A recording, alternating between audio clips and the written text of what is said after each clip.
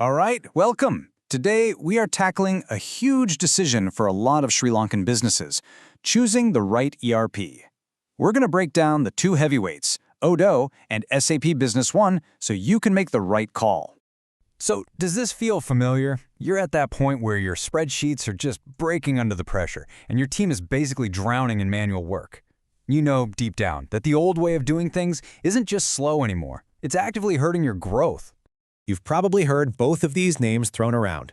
On one side, you've got Odoo, the super flexible open-source challenger, and on the other, SAP Business One, which comes with decades of big business reputation. Two very different approaches. Okay, let's really get into it, because to understand the software, you first have to understand the thinking behind the companies. Trust me, their whole business philosophy is going to directly shape your experience. The best way I've heard this explained is with an analogy you'll get right away. Think of Odoo as Android. It's open, you can customize pretty much anything, and there's a huge community building apps for it. SAP Business One, that's Apple. It's a premium, controlled experience, everything is polished, it just works, and it's a proven, reliable system. And if you look at the numbers, they really back this up. Odoo, which started in 2005, has this massive global user base, all built on that flexible, open-source idea. Meanwhile, SAP Business One is backed by a giant enterprise name, serving a more select group of customers who want that rock-solid proprietary system. All right, let's talk about the thing that every business owner and CFO really cares about, the money. What is the real cost in Sri Lankan rupees when you look past the shiny license fees? See, here's the thing most vendors won't shout about. The license fee is just the tip of the iceberg. What you really need to focus on is the 5-year total cost of ownership. That means adding in implementation, maintenance, training, all of it, so you don't get hit with nasty surprises later. So let's actually do that. Let's break down every single cost you're likely to face over 5 years for a company with, say, 25 users. This is the only way to get a true, honest, apples-to-apples comparison of what you're really investing. And wow, when you add it all up, the final numbers are pretty shocking. Over 5 years, Odoo Enterprise is going to run you about 18 million rupees. SAP Business One, over 58 million.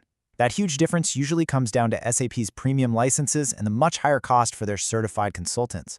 For most smaller businesses, a gap that big can make the decision for you. But wait, there's a wild card here with Odoo.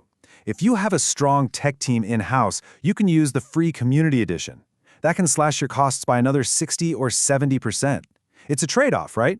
You're basically paying with your team's time and expertise instead of with licensing fees. Okay, so cost is one thing, but what do you actually get for your money?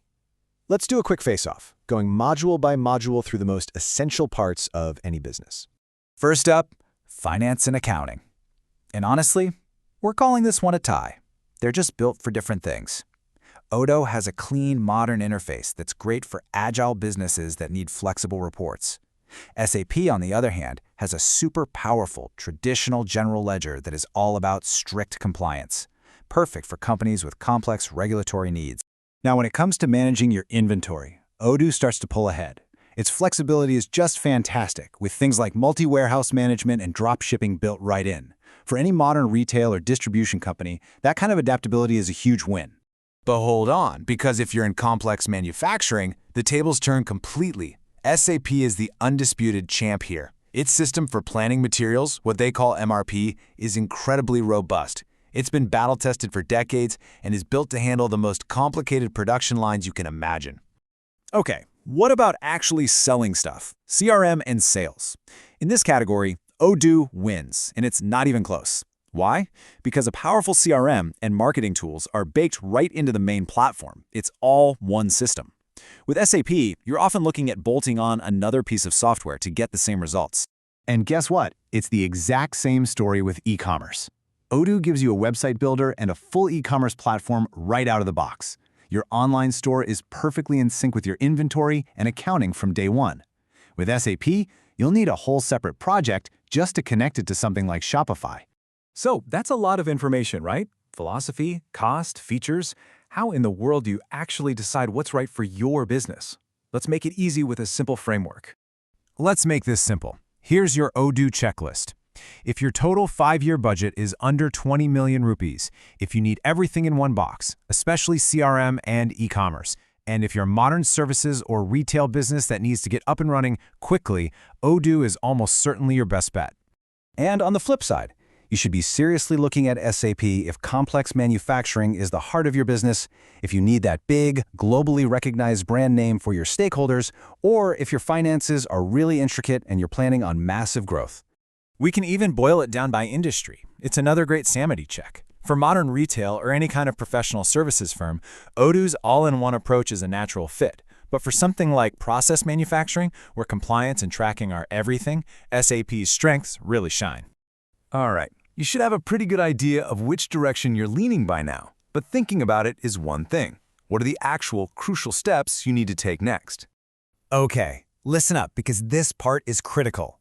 It's time to stop reading articles and start doing. First, demand demos that use your real business situations, not some generic sales pitch. Second, ask to speak to other Sri Lankan companies who are actually using the software. And third, test out your potential implementation partners. How fast do they respond? Their service is just as important as the software. And as you do all that, I just want to leave you with one final thought. You can analyze features, you can compare costs till you're blue in the face, but at the end of the day, the absolute best ERP is the one your team will actually use every single day. User adoption is everything.